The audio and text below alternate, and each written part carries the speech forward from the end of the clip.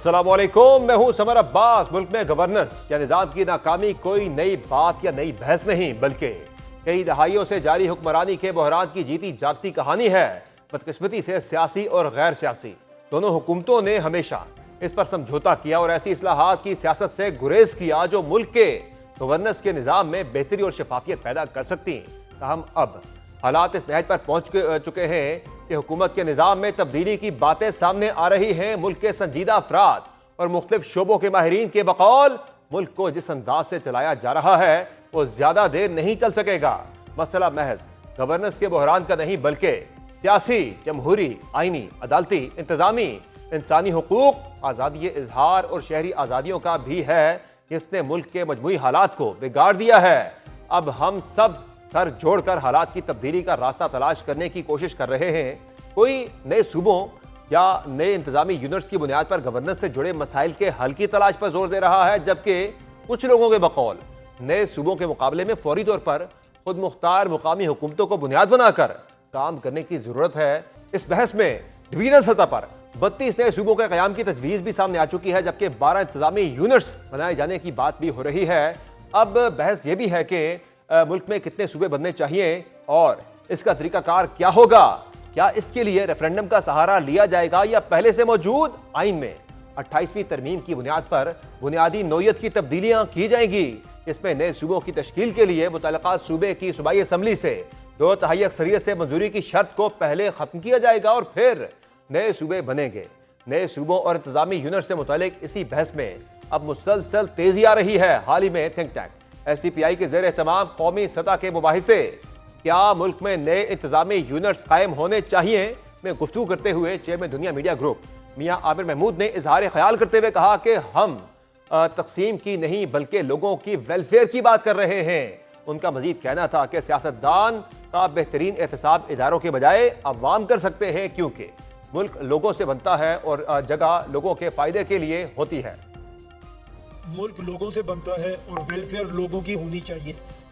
सबसे पहले लोगों की वेलफेयर करना चाहते हैं। लोगों की ज़िंदगी आसान होनी चाहिए जिस मुल्क में हम रहते हैं, और वो ज़िंदगी आसान होगी इसी निज़ाम से। सियासतदान की अकाउंटेबिलिटी जितना हमने पढ़ा, जितना हमने देखा, वो ना नैब से हो सकती है, ना एब्टो से हो सकती है, वो लोगों के वोट से हो सकती है।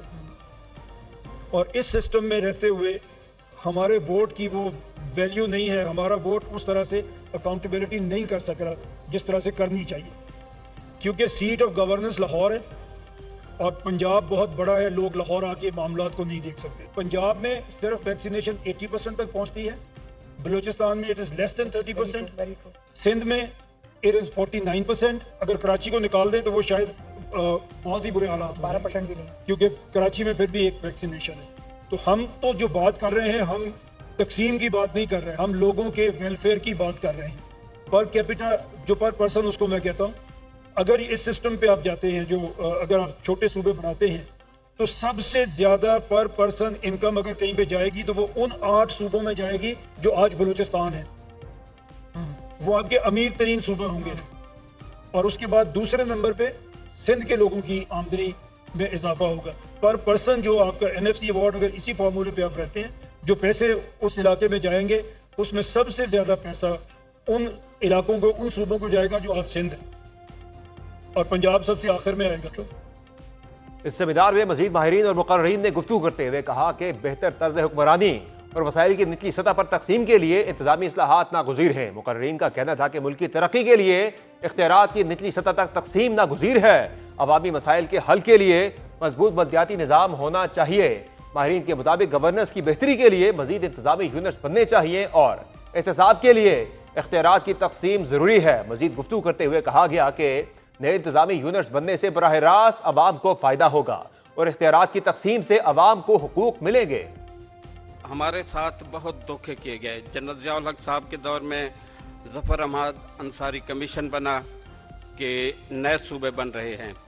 उस कमीशन ने हर डिवीज़न को सूबा बनाने का सिफारिश की, मगर ज़ियाउल हक साहब ने मज़ीद इसको मुश्किल बना दिया। यकीनन हमारे मसले सूबा बनने से हल होंगे। जहाँ जहाँ सूबे बनने हैं, कौमों को शनाख्त मिलनी चाहिए, कौमों की ज़बानों को कौमी ज़बानों का दर्जा मिलना चाहिए, और ताकि तमाम कहें कि ये तेरा पाकिस्तान है, ये मेरा पाकिस्तान है, तू भी पाकिस्तान है, मैं भी पाकिस्तान हूँ, वरना बातों से कुछ नहीं होगा और सब लोग बेजार हो जाएंगे। ये बात बिल्कुल ठीक है कि ये निज़ाम कभी भी डिलीवर नहीं करेगा। ये मैंने पॉलिटिकल गवर्नेंस का एक मॉडल आपके सामने रखा है 5 साल का। पाकिस्तान का मसला पैसे एक्चुअली नहीं है, पाकिस्तान का मसला expenditure side of the equation को ठीक करना है। समझता हूँ कि अगर सूबे बनाना भी चाहते हैं तो they should not be based on identity, they should strictly be based on performance. अब आप सोचिए कि हमारे पास जो इस वक्त सिस्टम है, ये एक वफाकी हुकूमत और 4 सूबाई हुकूमतें और जो गवर्नेंस का सिस्टम चल रहा है, ये इस खित्ते में बिजली, पानी, डीजल और चीनी, ये 4 चीज़ों की मैंने कीमतें कंपेयर की हैं। पाकिस्तान, इंडिया, बांग्लादेश, श्रीलंका, नेपाल एंड अफ़गानिस्तान, इस सिस्टम ने इस खित्ते की महंगा तरीन डीजल, महंगी तरीन चीनी, महंगी तरीन बिजली इस सिस्टम ने प्रोड्यूस की है, जिस सिस्टम में हम बैठे हैं, जो सिस्टम एक वफाकी हुकूमत और 4 सूबाई हुकूमतें। इन तमाम चीज़ों से ज़ुबान एक जैसे होने से आम बंदे को क्या फ़र्क पड़ेगा? क्या वो आज शाम को पंजाबी खाएगा या पश्तो खाएगा? मतलब what is the most important thing कि ऑर्डिनरी सिटीजन जो है, how would he benefit from it? Alternate निज़ाम की बजाय आप बात करें एक local strong local bodies government, जिसको आप empower करें, that give elected local governments the predictable financial transparency कि वो पैसा किस तरह आम बंदे तक trickle down कर सके. For that citizen, the name of administrative unit or small administrative unit doesn't matter. What matters is the system, how it should develop.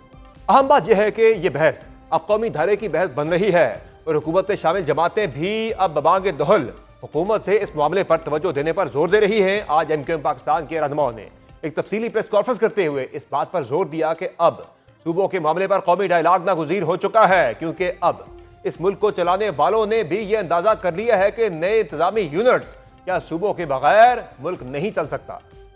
आज भी मोहसिन नकवी साहब जो हैं वो पाकिस्तान के बहुत बड़े वजीर हैं, उसके अगले दिन जो है वो DGISPR ने उनको इंडोर्स कर दिए। हम क्या कर रहे हैं? हम तायीद कर रहे हैं।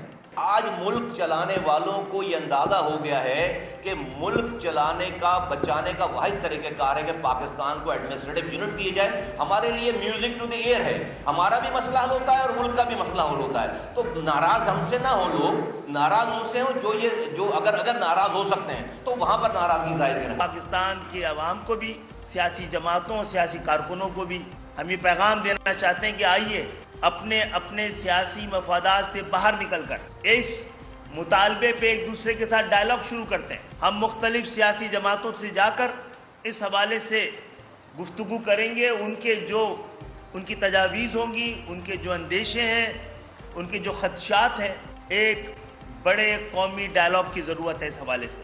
इस मामले में सबसे बड़ी जो मुज़ाहमत है वो मुल्क की 2 बड़ी सियासी जमातों यानी पीपल्स पार्टी या नून लीग की तरफ से सामने आ रही है। पीपल्स पार्टी और मुस्लिम लीग नून जो है उनके सूबों के क़याम के हवाले से बड़े वाज़ेह तहफ़्फ़ुज़ात हैं और वो समझते हैं कि इस अमल से उनकी अमली सियासी ताकत कमज़ोर होगी और सूबाई खुद मुख्तारी पर भी असर पड़ेगा। पीपल्स पार्टी किसी सूरत हिंद की तकसीम या नए सूबों के वजूद का जिक्र तक सुनने को तैयार नहीं।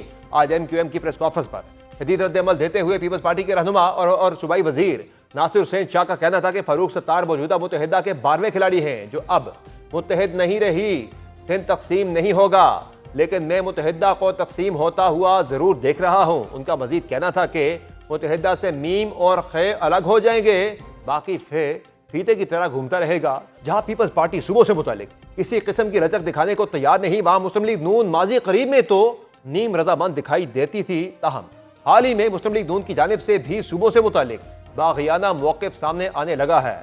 वज़ीर-ए-आज़म के मुशीर बराए सियासी अमूर राना सनाउल्लाह ने हालिया इंटरव्यू में इस तासुर को रद्द किया है कि मुक़्तदरा ने सूबों से मुतालिक हुकूमत से कोई बात की है। उन्होंने यह दावा भी किया कि नए सूबों से मुतालिक इस वक्त अवामी सतह पर कोई हिमायत मौजूद नहीं है, अगरचे सूबों से मुतालिक हुकूमती हल्के और सियासी जमातें तज़ाद का शिकार है। ताहम हालिया दिनों में होने वाली क़यास आराइयों से ये मालूम हो रहा है कि मुक़्तदरा ने अब आर या पार का फैसला कर लिया है और सियासी जमातों को भी इस हवाले से खबरदार कर दिया गया है कि अब सूबे या इंतजामी यूनिट्स के मामले पर किसी किस्म की लचक नहीं दिखाई जाएगी। इसके बावजूद यह खदशा भी अपनी जगह मौजूद है कि सियासी जमातों की जानिब से शदीद मुज़ाहमत सामने आ सकती है।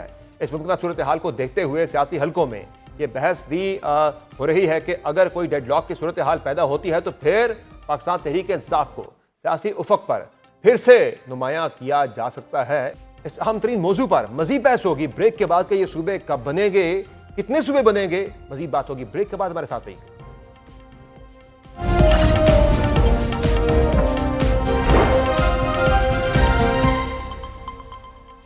वेलकम बैक नाज़रीन। नए सूबे कैसे बनेंगे और कब तक इस पर अमल दरामद शुरू होगा, जो एक तजवीज़ चल रही है, कितने सूबे बनेंगे, इसी पर मजीद बात करेंगे। प्रोग्राम में ज्वाइन किया है मुस्तफ़ा कमाल साहब ने, MQM के सीनियर रहनुमा हैं और वफाकी वज़ीर बराए सेहत भी हैं। बहुत शुक्रिया मुस्तफ़ा कमाल साहब, आपने प्रोग्राम में ज्वाइन किया। मुस्तफ़ा कमाल साहब, ये बताइएगा कि MQM तो बड़े अरसे से नए सूबों की बात करती रही है, ये बताएं कि क्या इंतजामी ढांचा है आपकी पार्टी के जहन में कि कितने सूबे बनने चाहिए, क्योंकि मुख्तलिफ तजावीज़ पर बात हो रही है। एक तजवीज़ है जो मियां आमिर साहब ने दी है कि 32 डिवीजन्स को ही 32 सूबे बना दिया जाए, 33वां इस्लामाबाद हो। फिर जो है सिंध के 3, पंजाब के 3, सिंध के 2, पंजाब के 3, KP के 2 या बलूचिस्तान के 3 सूबों की बात भी हो रही है। आपकी पार्टी के ज़हन में क्या खाका है? देखिए, पहले तो हम इस वाली बात पे अपनी बात करना और अपना मौक़िफ़ पेश करना चाहते हैं कि पाकिस्तान में एडमिनिस्ट्रेटिव यूनिट्स होने चाहिए और अब ये हमारी ख्वाहिश नहीं है, मुल्क की ज़रूरत है। हमारी ख्वाहिश तो डेफिनेटली नहीं कभी कंसीडर की गई या जब से हम बोल रहे हैं, बता रहे हैं, लेकिन अब मैं समझता हूँ कि जो हमारे पास जो सैचुरेशन पॉइंट आ गया है, अब मज़ीद अब इस मुल्क के निज़ाम में इतनी सख्त नहीं रहेगी। आप कितने भी अच्छे लोग ला कर बैठा दें, कितनी भी अच्छी इंटेंशन और नीयत वाले लोग ला कर बैठा दें, ये साबित हो गया कि दुनिया ने आज जो तरक्की की है, अपने लोगों को सेटिस्फाई किया है, सर्व किया है, गुड गवर्नेंस जो है वो वहाँ पर रखी है, तो वो अपने इंतज़ामी ढांचे को डिसेंट्रलाइज करके छोटी पॉपुलेशन के ऊपर जो है वो एडमिनिस्ट्रेटिव यूनिट्स बनाकर उन्होंने ये काम किया। और हमारी दुनिया भर में आप आजकल जो डिबेट चल रही है, अब तो लोगों को याद हो गया होगा कि भाई श्रीलंका में 2 करोड़ की आबादी है, 9 सूबे हैं, 4.5 करोड़ की आबादी है, अफ़गानिस्तान में उसके पास कुछ 27-28 सूबे हैं, हमारा पड़ोसी मुल्क जो है इंडिया, आप देखें कि 9 सूबे थे, आज जो है वो 38 क्रॉस कर गए हैं, रशिया के पास जो है वो तकरीबन 72 सूबे हैं, इसी तरह से अमेरिका, चाइना, ईरान, सब जगहों की बात है। लेकिन पाकिस्तान जब से बना है 1951 की पॉपुलेशन सेंसस में 3 करोड़ 70 लाख लोग थे, 4 सूबे थे। आज जो है वो 2023 की पॉपुलेशन सेंसस में जो है वो 25 करोड़ तकरीबन आबादी है, 4 सूबे। और आज जब हम आपसे बात कर रहे हैं 2026 से, आज हमारी पॉपुलेशन तकरीबन 26.5 करोड़ हो गई है। तो जो आपने मियां आमिर साहब वाली बात की कि वो जो प्रपोजल है, मैं समझता हूँ कि पाकिस्तान में बग़ैर किसी बाउंड्री को छेड़े बग़ैर जो पाकिस्तान के डिवीजन्स हैं उनको जो है वो सूबे बना देने और एडमिनिस्ट्रेटिव यूनिट बना देने की तायद हम भी करते हैं। ये सबसे आसान तरीक़ेकार है, क्योंकि उन डिवीजन्स में DPOs ऑलरेडी काम कर रहे हैं, वही IG हो जाएंगे, जो DCs हैं वो चीफ सेक्रेटरी हो जाएंगे, और आपका एक बना बनाया निज़ाम है। आपको बहुत ज़्यादा उसके ऊपर जो है वो नया इंफ्रास्ट्रक्चर खड़ा करने की ज़रूरत नहीं पड़ेगी, एक ऑलरेडी डिफाइंड बाउंड्रीज हैं। तो आई थिंक कि सबसे आसान और सिंपल जो डिसेंट्रलाइजेशन है वो तो डिवीजन्स के ऊपर जो है वो एडमिनिस्ट्रेटिव यूनिट्स बनाने की है। तो ये बताइएगा मुस्तफ़ा कमाल साहब कि आप चूँकि हुकूमत का हिस्सा हैं और हुकूमत में राना साउल्ला साहब का ये दावा करते हैं कि ऐसी कोई बात अभी तक हुई नहीं है, क्या वाक़ईतन ऐसे अभी तक कोई बात नहीं हुई काबीना के अंदर, या प्राइम मिनिस्टर ने अभी तक ऐसी कभी कोई बात नहीं की? देखिए, जब 26वीं आईनी तरमीम हुई थी तो राना सनाउल्लाह साहब हमारे सीनियर सियासतदान हैं, मेरा बड़ा उनसे एहतराम का रिश्ता है और मैं उनको उनकी तर्ज़ सियासत को जो है वो पसंद भी करता हूँ। बहुत एहतराम से अदब के साथ मैं उनसे डिसएग्री करना चाहता हूँ और डेफिनेटली अच्छा वो उनका कसूर नहीं है। उनकी पार्टी आज जो है उनको कह देगी तो वो अपनी अगर उनके ख्यालात जानेंगे तो ख़ुद भी जो है वो डिसेंट्रलाइजेशन और सूबों के हामी हैं, लेकिन डेफिनेटली वो पार्टी के अपनी पार्टी के मौक़िफ़ के पाबंद हैं। लेकिन मैं उनसे कहना चाहता हूँ कि 26वीं आईनी तरमीम आई थी तो राना सना साहब और जो है वो हम सब लोग कैबिनेट का हिस्सा हैं। कौन सी डिबेट हुई है कैबिनेट में? 27वीं आईनी तरमीम आई है तो कौन सी डिबेट हुई है कैबिनेट में? नहीं, ये सब जगहों पे बहुत ओपन हमारे पास तो कैबिनेट में वो चीज़ आती है जो चीज़ डिसाइड हो चुकी हुई होती है और उसके ऊपर थोड़ी थोड़ी बात होती है और उसके बाद फिर वो जो है वो एक ही मीटिंग में उसके ऊपर फैसला हो चुका हुआ होता है या होने वाला होता है। ऑफिशियल एंडोर्समेंट के लिए हमारे पास वो चीज़ें आती हैं और ये है, तो ये वाली बात भी इस वक्त कैबिनेट में तो डिस्कशन का मौका ही नहीं है, तो एक सेट एजेंडा होता है सारा, उस पर लोग बात कर लेते हैं और कैबिनेट की मीटिंग ख़त्म हो जाती है। तो मैं समझता हूँ कि उन्होंने वैसी एक बात कर दी है, इस बात का हकीकत से कोई ताल्लुक नहीं है। हुकूमती सर्कल्स में क्या डिस्कशन डिबेट हो रही है काबीना के अलावा मुख्तलिफ फोरम्स पर? देखिए, मैं आपको हुकूमती सर्कल्स के अलावा मैं आपको बता दूं, देखिए आज से 3 साल पहले आज के फील्ड मार्शल साहब जो उस वक्त आर्मी चीफ थे वो कराची आए थे और उन्होंने बिज़नेस कम्युनिटी के बहुत बड़े ग्रुप से ख़िताब किया था। उस ख़िताब में उन्होंने पाकिस्तान के अपने विजन को अनलीश किया था कि उनके हिसाब से पाकिस्तान का विजन क्या है, उनके पास पाकिस्तान का अगला नक्शा क्या है और वो कैसा चाहते हैं पाकिस्तान। उस बहुत ही एक मुनफरिद ख़िताब में तमाम बिज़नेस कम्युनिटी के सामने उन्होंने बरमला इस चीज़ का इजहार किया था कि उनके ख़्याल में पाकिस्तान में एडमिनिस्ट्रेटिव नए यूनिट्स और होने चाहिए, हमारे सूबे बहुत ज़्यादा ओवर पॉपुलेटेड हो गए। ये 3 साल पहले की बात बता रहा हूँ और वो कोई खुफिया मीटिंग नहीं थी। फिर वहाँ से उसी दिन वो खबर जो है वो बाकायदा पब्लिश कराई गई, वो खबर जो है वो टीवी पे टॉक शोज़ हुए हैं। उस बिज़नेस कम्युनिटी के लोगों ने जिन्होंने उस खिताब को सुना मौजूद थे, उन्होंने आकर अपने इंटरव्यूज़ दिए। अगले दिन अखबारों की हेडलाइंस थी। फिर आगे चलिए, आज आ जाइए, पाकिस्तान के सबसे पावरफुल जो मिनिस्टर हैं और हमारे वज़ीर दाखिला हैं मोहसिन नकवी साहब, उन्होंने इस बात का बरमला इजहार किया। उसके अगले दिन DGISPR हैं जो कि पाकिस्तान की फ़ौज के स्पोक्स पर्सन हैं, उन्होंने उस बात को इंडोर्स कर दिया और पाकिस्तान का हर टीवी एंकर और हर चैनल और हर जगह हर लिखारी पूरे पाकिस्तान में डिबेट। अब और कहाँ डिबेट चाहिए? देखिए, जिन लोगों से आप डिबेट का कह रहे हैं या आप एक्सपेक्ट करते हैं, वो तो चंद फैमिलीज हैं। वो चंद फैमिलीज तो बेनिफिशियरी हैं इस और सेंट्रलाइज्ड वे ऑफ मैनेजमेंट की। तो ये बताइएगा मुस्तफा साहब के जो बेनिफिशियरीज हैं वो 2 सूबों के ऊपर उनकी हुक्मरानी है, तो जाहिर है अगर आगे बढ़ना है तो उसका कोई मुतबादल तरीकाकार भी होगा। एक रेफरेंडम के ऑप्शन पे बात होती है कि वो आए काबीना से, प्रेसिडेंट साहब जो है रेफरेंडम करवाएं, और इस हवाले से आपकी क्या राय है कि ये एक बेहतर मुतबादल रास्ता हो सकता है, चूँकि ना सिंध ने फिलहाल कोई ऐसी जो है करारदाद मंजूर करनी है, ना पंजाब ने करनी है? देखिए, पहली बात तो यह है कि जुल्फ़कार अली भुट्टो शहीद साहब की बनाई हुई आइनी किताब जो पाकिस्तान का आइन है 1973 का, उसमें सूबे बनाने का तरीक़ाकार लिखा हुआ है, राइट? ऐसा ही है। अब वो उस तरीक़ेकार पे डिबेट अभी एक लम्हे के लिए छोड़ देते हैं, लेकिन दैट मीन्स के जुल्फ़कार अली भुट्टो के आइन में भी सूबे को बनाना को कुफर नहीं था, ठीक है, को गद्दारी नहीं थी, एक तरीक़ेकार सूबे बनाने का लिखा हुआ है उसके अंदर, राइट? तो इसका मतलब है कि सूबे की बात करना गद्दारी नहीं है। ये तो शहीद जुल्फ़कार अली भुट्टो ने अपने आइन की किताब में लिखा है। अब आ जाइए कि भाई उस सूबे उस तरीक़ेकार पे आज जो है वो जो प्रोविंशियल असेंबलीज हैं वो तो उनका तो कॉन्फ्लिक्ट ऑफ इंटरेस्ट है, वो क्यों करारदाद पास करेंगे? तो जहां पर कानून में सुकुम रह जाता है वहीं तो फिर आप तरमीम लेकर आते हैं ना। आप आज 27 तरमीम करके बैठे हुए हैं, आपने 18वीं तरमीम में इस मुल्क के आइन का तिया पांचा कर दिया सारा। और मैं समझता हूं कि जो जुल्म इस 18वीं तरमीम में हुआ है इस मुल्क में, बेसिकली मैं शाह फरमान साहब हैं, एक्स गवर्नर PTI के खैबर पख्तूनख्वा के, उनकी मैं गुफ्तगू सुन रहा था किसी जगह, उन्होंने बिल्कुल बजा फरमाया और मैं इसको एंडोर्स करता हूं कि हमने 18वीं तरमीम में 4 सूबों को इख्तियारात, हमें 4 मुल्क बना दिए इस मुल्क में। इस मुल्क में 4 मुल्क बना दिए, वो तो बिल्कुल मुल्क जो है वो विफाक से बड़े हो गए। आपने बिल्कुल दुरुस्त निशानदेही की। ये बताइएगा कि एक और जो तजवीज़ है, एक और ऑप्शन पे बात भी होती है कि फॉर टाइम बीइंग के कराची को और गवादर को विफाक के कंट्रोल में ले लिया जाए, फेडरल टेरिटरी डिक्लेयर कर दिया जाए। आपकी इस पे क्या राय है इस ऑप्शन के ऊपर? ज़ाहिर अभी इस पे कोई फैसला तो नहीं हुआ, लेकिन एक तजवीज़ है, एक डिस्कशन है।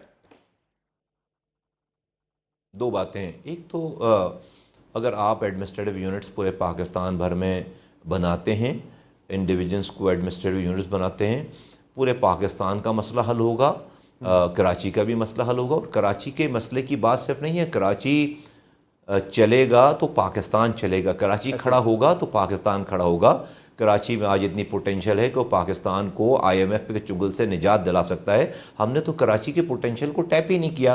कराची तो ब्लीड कर रहा है, कराची ब्लीड कर रहा है, पूरा पाकिस्तान ब्लीड कर रहा है। नंबर 1। नंबर 2, ये जो आपने वफाक के अंडर में लेने की बात की, देखिए आज जो पिछले 18 सालों से सूबाई हुकूमत है हमारे पास, प्रोविंशियल गवर्नमेंट पीपल्स पार्टी की, उन्होंने उनको 22,000 अरब रुपए मिले हैं। कराची जो कि दुनिया के 12 तेज़ी से तरक्की करने वाले शहरों में शामिल था, आज वो दुनिया में इंसानों के रहने की बदतरीन जगहों में जो कैटेगरी है उसमें उसका नंबर 3रा है। तो बेहतरीन तरक्की करने वाले शहर से बदतरीन इंसानों के रहने की जगह 85% लोगों को पानी नहीं मिलता, लोग बच्चे गटर में गिर कर मर रहे हैं, HIV फैल रहा है, कुत्ते के काटने से बच्चे मर रहे हैं। ये है पाकिस्तान के रेवेन्यू इंजन का खबरनामा हशर।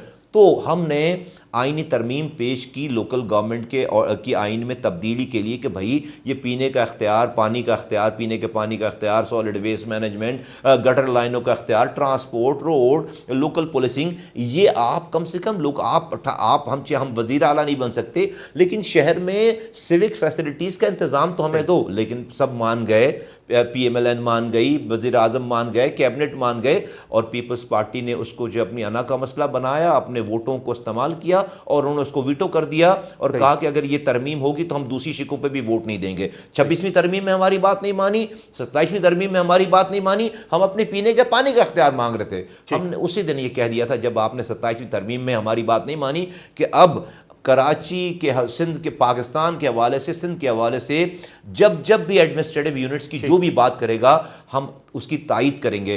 तो आज अगर आप मुझसे पूछें कि इस प्रोविंशियल गवर्नमेंट को में सुधार आएगा, नहीं आएगा सुधार। ये बताइएगा सर कि क्या आपको लग रहा है कि कब तक ये सारा जो खाका है, ये अमली शक्ल इसको जो है पहना दी जाएगी? 27 में आपको लग रहा है कि ये हो जाएगा सारा मामला? देखिए मैं आपको बहुत वाज़ेह बताऊं, हम इस तहरीक के पाइनियर नहीं हैं। अगर देखा जाए तो 40 सालों से अगर हमने ये फार्मूला पेश किया होगा तो आपने हमारी बात पर ये डिबेट शुरू नहीं की है। आज जो मुल्क चलाने वाले हैं उनको ये एहसास हो गया है कि अब मुल्क का चलना और बचना इस वाली बात से मशरूत है कि हर हाल में पाकिस्तान में एडमिनिस्ट्रेटिव यूनिट्स होने चाहिए। हम तो उसकी तायीद कर रहे हैं। तो मैं ये कहना चाहता हूँ कि उन्होंने हमें ये बात नहीं बताई है, लेकिन मुझे इस वाली बात पे कभी उम्मीद है कि आज हमें अपने इंटरनल चीज़ों, हम एक्सटर्नल महाज पे जो है वो हम उरूज पे हैं अल्हम्दुलिल्लाह, हमें अपनी इंटरनल चीज़ों को ठीक करने के लिए हमें जल्द से जल्द ये काम करना पड़ेगा। बहुत शुक्रिया मुस्तफा कमाल साहब, आपने प्राइम में कीमती वक्त दिया। नाज़रीन, जब सूबों की बात होती है तो उसमें कतन जो है कुछ पार्टियाँ एक ऑप्शन देती हैं कि बलदियाती निज़ाम को ठीक कर लिया जाए, जो प्रोविंशियल फाइनेंस कमीशन है उस पर स्ट्रिक्टली अमल दरामद को जो है वो यकीनी बनाया जाए। लेकिन ये शायद जो है एक टालने की कोशिश भी हो सकती है। ये तय है कि अगर नए सूबे बनने हैं तो उनमें बलदियाती निज़ाम भी इफेक्टिव तरीके से काम करेगा। प्राइम में एक मुख्तर ब्रेक लेंगे, ब्रेक से वापस आएंगे, एक और इशू पर बात होगी, बस साथ रहिएगा।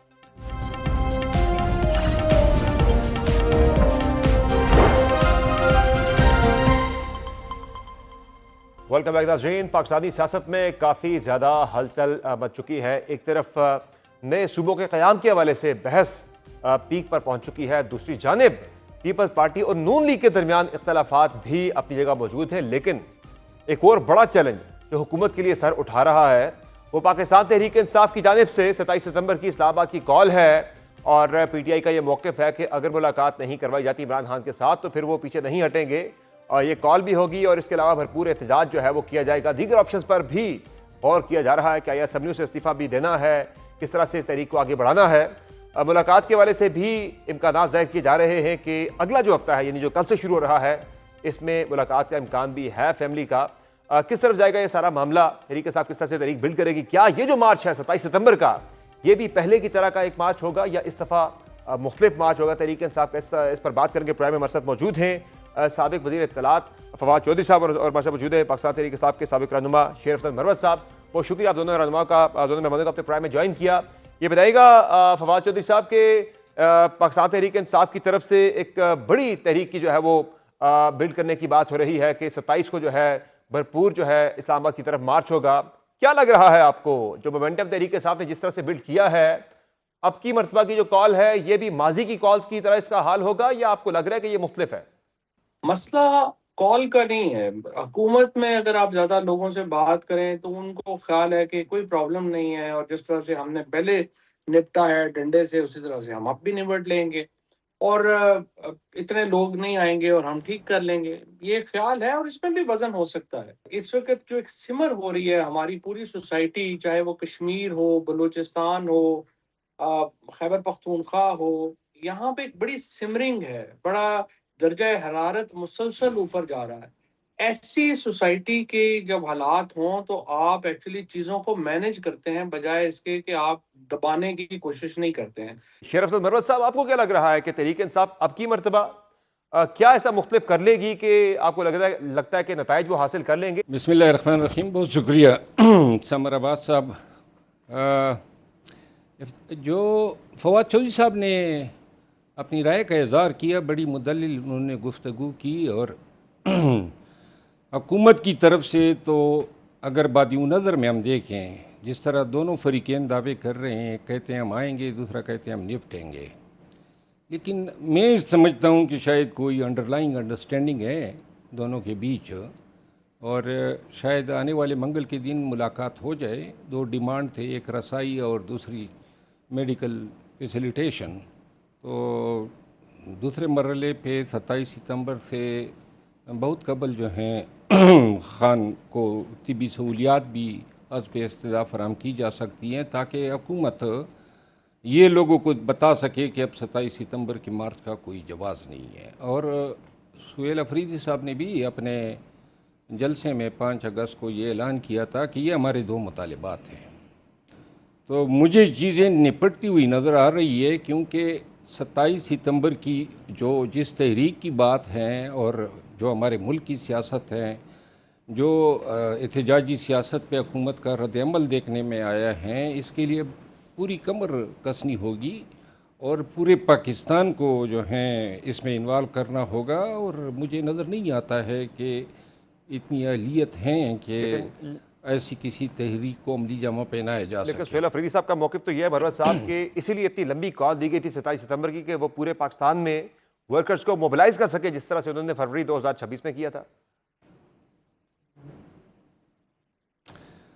लेकिन तहरीक के लिए वर्कर्स को मोबिलाइज नहीं करना है, तहरीक के लिए पूरे पाकिस्तानियों को आपने अनबोर्ड करना है। पाकिस्तान यकीनी तौर पे बड़े संगीन हालात से दो चार हैं, और जिस तरह हुकूमत जिस रवैये पे गामजन है कि हर चीज़ को ज़बरदस्ती के साथ ताकत के ज़ोर पे दबाएं, इससे बहुत सी महरूमियाँ, बहुत से गुस्से और बहुत से जो हैं लोगों के बीच नफ़रतें पैदा हुई हैं।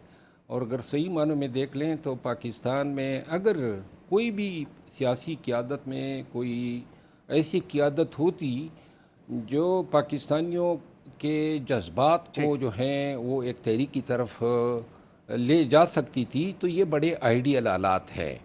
लेकिन बदकिस्मती ये है कि ऐसी कोई क़यादत दस्तयाब नहीं है, वरना बलूचिस्तान, केपी, कश्मीर ये बड़े इश्यूज़ हैं, फिर महंगाई है, फिर दहशतगर्दी है, बदमनी है, इन तमाम चीज़ों के साथ साथ ये जो बुनियादी इंसानी तो आप क्या कहना चाह रहे हैं कि जो मौजूदा क़यादत है पाकिस्तान तहरीक इंसाफ की, वो कोई फिक्स मैच खेल रही है? इन शॉर्ट मैं इन शॉर्ट यही कह सकता हूँ। ठीक है। फवाद चौधरी साहब, ये बताएं कि ये जो मरवत साहब भी कह रहे हैं और ये आ भी रहा है, मुख्तलिफ लोग रिपोर्ट कर रहे हैं कि इम्कान है कि मंगल को खान साहब की फैमिली में से किसी की मुलाकात उनसे करवा दी जाए। अगर ऐसा होता है तो क्या आप इसे एज अ CBM समझेंगे, या कॉल के हवाले से आप इसे लिंक करेंगे कि कॉल को अवॉइड करने के लिए ये मुलाकात करवाई जा रही है, या जो है ये जो एक बात हो रही है कि जो 28वीं आईनी तरमीम के लिए एक माहौल बन रहा है, पीपल्स पार्टी ज़रा रेजिस्ट करेगी, तो तहरीक इंसाफ के लिए एक विंडो ऑफ अपॉर्चुनिटी क्या खुल रही है? नहीं, देखिए बात यह है कि अगर मुलाकात होती है, ये एक बड़ी मुस्बत पेशरफ्त होगी। इसके नतीजे में पाकिस्तान के अंदर सियासी टेम्परेचर नीचे आएगा। देखिए, सवाल सुहेल अफरीदी की कैपेसिटी का नहीं है कि वो कर सकते हैं या क्या करेंगे, सवाल हुकूमत की कैपेसिटी का है इस वक्त प्रॉब्लम यह है कि गवर्नमेंट बहुत अनपॉपुलर है, और जिस तरह से कुछ इश्यूज का शेर अफजल मरवत साहब जिक्र कर रहे थे, तो अगर मैं गवर्नमेंट को एडवाइस कर रहा हूं तो मेरी अटमोस्ट जो एफर्ट है और ख्वाहिश ये होनी चाहिए कि कोई भी चीजें हम मैनेज कर सकें, बजाय इसके कि हम इस टेम्परेचर को मजीद बढ़ाएं। सही। अगर ये चीजें नहीं होती, इमरान खान से मुलाकात नहीं होती, चीजें नहीं होती, और आप सोहेल अफरीदी का जो मोमेंटम है वो 27, देखें ना, अभी 2 महीने हुए हैं और हर टीवी और हर टॉक शो के ऊपर वही लॉन्ग मार्च डिस्कस हो रहा है। उसकी वजह यह है कि जब भी ये हुकूमत अनपॉपुलर इतनी है कि इसके खिलाफ जो छोटी सी भी चीज है वो बहुत बड़ी लगना शुरू हो जाती है, और पीटीआई की जो प्रेजेंस है वो बहुत बड़ी है, और उसकी वजह से भी हुकूमत को जो बड़ा चैलेंज आता है। अच्छा, अब सिर्फ आप ये देखें कि अगर ये 27 की तरफ हम बढ़ते जाते हैं तो दरमियान में इतने इश्यूज खड़े हो जाएंगे कि ये हमें पाकिस्तान मजीद डिस्टेबलाइज होता लगेगा, क्योंकि इकोनॉमी नहीं चल रही। आपकी जो किसान है, आपका जो तेल की प्राइस है, वो ये इकोनॉमी पे तो जो कि प्रोग्राम है नहीं आपका, बट आपके सामने है जो हालात है। तो इसलिए आइडियली ये नहीं है इस बहस में, ये बहस नहीं है कि सोहेल अफरीदी की या पीटीआई की कैपेसिटी क्या है। बहस ये है कि गवर्नमेंट की क्या कैपेसिटी है कि वो मूवमेंट्स को रोक सके। लेकिन फवाद और साहब, I ये जो मैं विंडो ऑफ अपॉर्चुनिटी की बात कर रहा था, 28वीं आईनी तरमीम के बारे में बात हो रही है कि नवंबर में आनी है, और बहुत सारे ऐसे इश्यूज हैं जो पीपल्स पार्टी के लिए एक्सेप्टेबल नहीं है, वो शायद भरपूर तरीके से रेजिस्ट करेंगे, पहले भी वो इस तरफ इशारा कर चुके हैं। तो तहरीक इंसाफ के लिए क्या एक विंडो खुल सकती है यहाँ पे? देखिए, पीएमएलएन और पीपल्स पार्टी दोनों रेजिस्ट नहीं करेंगे, वो लिंगर ऑन करेंगे। देखिए, उनकी स्ट्रेटजी ये नहीं है कि वो लड़ने की पोजीशन में तो है ही नहीं है। वो तो इस वक्त आपके सामने है कि एस्टैब्लिशमेंट की सपोर्ट ना हो तो पीएमएलएन और पीपल्स पार्टी तो जो है वो, इनकी तो मरियम बीबी, जरदारी साहब, नवाज शरीफ की अपनी जमानतें जब्त हो जाएंगी। लिहाजा वो इस पोजीशन में नहीं है कि वो लड़ सके। हाँ, वो क्या करेंगे कि वो लिंगर ऑन करेंगे, ये 2 महीने ठहर जाए। अब सेनेट के इलेक्शन को वो चाहते हैं हो जाए। अब सेनेट के इलेक्शन का क्या मतलब है? सेनेट के इलेक्शन का मतलब यह है कि पीपल्स पार्टी की सादा अक्सरियत हो जाएगी सेनेट में, और वो फिर उसको ब्लॉक करने की पोजीशन में आएंगे और करेंगे। तो ये नून लीग पीपल्स पार्टी के साथ मुकम्मल हैंड्स एंड ग्लव्स है। ये तो जो कुछ एक डिबेट इस वक्त शुरू हुई है जिसमें आपका दुनिया टीवी का बड़ा हिस्सा है, डेवोल्यूशन की, जो बहुत ही इंपॉर्टेंट आई थिंक एक डिबेट है और जिसको आगे बढ़ना चाहिए। ये नवाज शरीफ साहब और जरदारी साहब के होते हुए तो ये डेवोल्यूशन मुमकिन नहीं है।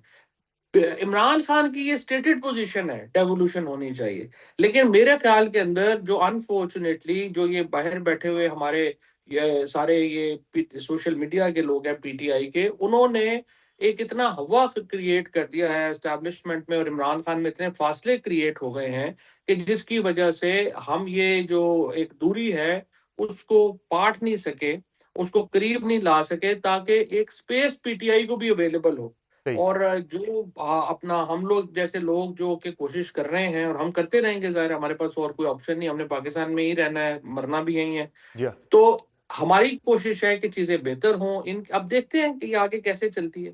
मरवा साहब, आपकी क्या राय है? ये जो सूबों पर एक बहस काफ़ी तेज़ हो चुकी है और एक बड़ी क्लियर पॉलिसी दिखाई दे रही है कि सूबे तो बनने हैं, लेकिन ज़ाहिर है जिस तरह फवाद साहब ने इशारा किया कि ना ये नून लीग को फेवर करता है सूबे बने, ना पीपल्स पार्टी जो है इनकी हामी है, तो किसी न किसी तरह तो ये मामला आगे बढ़ना है। तो क्या ऐसे में तहरीक इंसाफ के लिए ये एक अच्छी अपॉर्चुनिटी हो सकती है कि वो इस मामले पे सपोर्ट करे सूबों की पॉलिसी को? और ऑलरेडी इस पे इमरान खान साहब की राय जो है वो सूबों के हक में थी, नए सूबों के क़याम के वाले से, बल्कि उनका तो ये मौक़िफ़ भी था कि 32 डिवीज़न जो है वो 32 सूबे बन जाने चाहिए। तो ये तहरीक इंसाफ के लिए एक अच्छी अपॉर्चुनिटी है सिस्टम में दोबारा से मेन स्ट्रीम में आने के लिए? मेरी ज़ाती राय ये है कि ये तहरीक इंसाफ और साथ साथ हुकूमत दोनों के लिए बहुत एक अच्छी अपॉर्चुनिटी है कि इसमें पाकिस्तान तहरीक इंसाफ को इंगेज करें। इससे पीटीआई के लीडर्स को भी जो हैं इसका इदराक होना चाहिए कि सिस्टम में कम बैक का मौका मिलेगा। ये स्टेटेड पोजीशन, जिस तरह फवाद चौधरी साहब ने कहा, सूबों की नए सूबों का क़याम, खान साहब तो कहते थे हर डिवीज़न को सूबा बनाऊंगा, और फिर ये जो शायद इस दफ़ा सदारती तर्ज़ हुकूमत की बात तो ना हो इस तरमीम में, लेकिन रेफरेंडम की प्रोविज़न आ सकती हैं कि ये सूबों की जो है नई क्रिएशन जो है वो भी रेफरेंडम के थ्रू हो, और सदारती तर्ज़ हुकूमत या कोई भी मुस्तकबिल में आने वाले किसी भी सिग्निफिकेंट अमेंडमेंट के लिए वही रेफरेंडम का रास्ता अपनाना होगा। इसमें ये भी है कि अगर बिलफर्ज PTI या इमरान खान इत्तेफाक कर लेते हैं तो बहुत सारी चीज़ें जो हैं जिससे हुकूमत भी महरूम है, मुआशरे में पाकिस्तान में जो इंतशार हैं, नफ़रतें हैं और जो सिस्टम को लेजिटिमेसी का मसला दरपेश हैं, ये सारी चीज़ें जो हैं वो हल अगेन कर लेंगे। और PTI के लिए फ़ायदा ये है कि अगर मौजूदा निज़ाम में कोई हिस्सेदारी नहीं मिलती है मासिवाई KP के, तो आने वाले वक्त के लिए अदालती जो आज़ादी है या सदर के मवाख़िज़े की जो प्रोविज़न है या सूबों की अठानमी है या बल्दियाती हुकूमतें जो हैं उनकी गारंटीज, इन चीज़ों पे वो जो हैं ऐसे मामलात पे कुछ हकूक़ हासिल कर सकती हैं। प्लस चूँकि इन तरामीम का इफ़ेक्ट जो है वो इस हुकूमत की मियाद के ख़त्म होने के बाद होगा, तो लिहाजा आने वाला जो दौर है उसमें एक आज़ाद इलेक्शन कमीशन पे भी ये डिसाइड कर सकते हैं। फवाद साहब क्विकली बताइएगा कि फिर ये जो 28वीं आईनी तरमीम की बात हो रही है, तहरीक इंसाफ ये पहला मौका शायद हो कि जिसपे तहरीक इंसाफ हुकूमत के साथ खड़ी हो सकती है अगर पीपल्स पार्टी खड़ी नहीं होती तो? नहीं, देखिए ये हुकूमत अगर आप समझते हैं कि नून लीग या पीपल्स पार्टी 28वीं तरमीम को करेगी तो वो तो नहीं करेंगे ना। अब PTI के लिए भी देखें फिलहाल इन हालात में मुश्किल होगा जब तक आप कुछ स्टेप्स नहीं लेते पाकिस्तान में पॉलिटिक्स को नॉर्मलाइज करने के। और उन स्टेप्स में जो इम्पोर्टेंट है, जिस तरह पहले हम बात कर रहे थे कि पहले तो ये मुलाकात होनी चाहिए, फिर जो पॉलिटिकल प्रिजनर्स हैं उनके रिलीफ के लिए कोई बात होनी चाहिए। और जाहिर है कि पाकिस्तान का इंटरेस्ट ये है कि पाकिस्तान में सियासत जो है उसमें जो हिद्दत है वो कम हो, उसको नीचे लाया जाए। ऐसा ही है। बहुत शुक्रिया फवाद चौधरी साहब आपका और शेर अफजल मरूफ साहब आपका अपने प्राइम में ज्वाइन किया। तशरीफ प्राइम में एक मुख्तसर ब्रेक लेंगे, ब्रेक से वापस आएंगे, एक और अहम इशू पर बात होगी, हमारे साथ रहिएगा।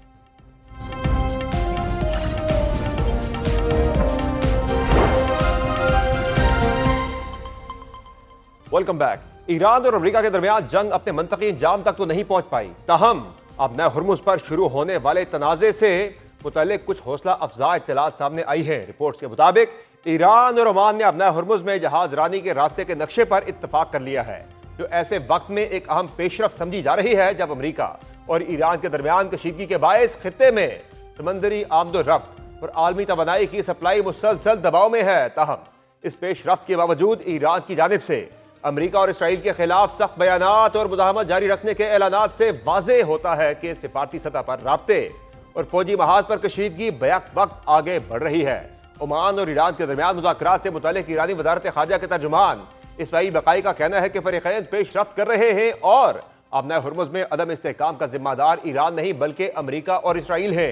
इस्माइल बकाई ने कहा कि 28 फरवरी तक अब नए हुर्मुज में कोई मसला नहीं था, ताहम अमेरिका और इसराइल ने हुर्मुज और मुल्हिका इलाकों को ईरान के खिलाफ इस्तेमाल किया, इसलिए ईरान कौमी सलामती और अपने मुफादात के तहफ़्फ़ुज़ के लिए ज़रूरी इक़दामात करने का हक रखता है।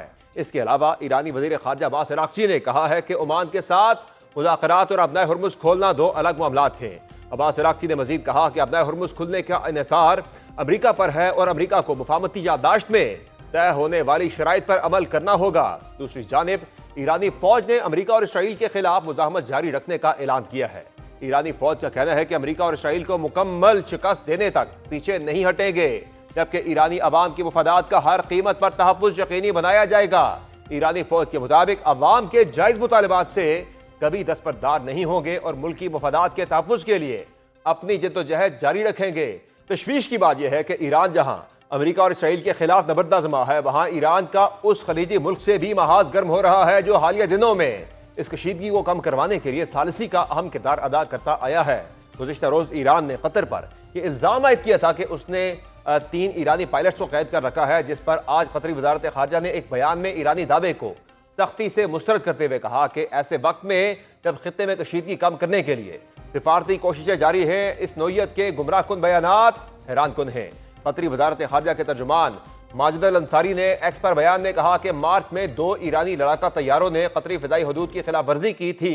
कतरी हुकाम ने पायलटों से रब्ता करके उनके मुकर्ररा रास्ते की तस्दीक करने की कोशिश की, ताहम मुतअद्दिद पैगामात के बावजूद कोई जवाब मौसूल नहीं हुआ। उन्होंने बताया कि इसके बाद कतर ने अपनी खुद मुख्तारी उस सरजमीन के दिफा के लिए बैनुल-अक़वामी क़वानीन और क़वाइद जंग के मुताबिक कार्रवाई की, जिसके नतीजे में दोनों तैयारे मार गिराए गए। ताहम ईरानी हुकाम अपने मौके पर कायम है, जिनका अब कहना है कि कतर ने ईरानी तफ्तीशकारों को पायलटों के बारे में तहकीकात से रोक दिया है और माहिरीन की कमेटी को कतर में दाखिले की इजाज़त देने से इनकार किया है। ईरान ने मुतालबा किया है कि कतर ईरानी पायलट से मुतालिक तहकीकात के लिए माहिरीन को अपने मुल्क आने दे, क्योंकि ईरानी माहिरीन कई माह से तहकीकात के लिए कतर की इजाज़त के मुंतज़िर हैं।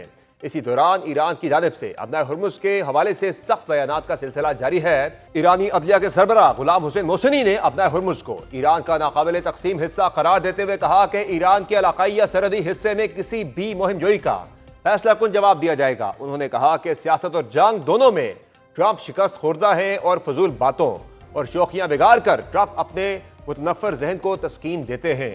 गुलाम हुसैन मोहसिनी ने ट्रंप और उनके मुशीरों को मुखातिब करते हुए कहा कि मुतकब्बर अमरीका कभी हुर्मुज़ पर कदम नहीं रख सकेगा और अरबों डॉलर मालियत के तैयारा बरदार जहाज जो काम नहीं कर सके वो सोशल मीडिया पैगाम भी नहीं कर सकता। दूसरी जानिब ईरान की पासदारान इनकलाब के एक ओहदेदार ने दावा किया है कि अमरीका और इसराइल के साथ हालिया जंग के दौरान ईरान की फिजाई दिफाई निज़ाम तैयार करने की पैदावारी सलाहियत का 85% से ज्यादा हिस्सा महफूज रहा। पासदारान इनकलाब के एक ओहदेदार ने ईरानी खबर रसां इदारे फारस पर नशर होने वाली दस्तावेजी फिल्म में जंग के दौरान ईरान की दिफाई पैदावार से मुतालिक तफसीलात बयान की।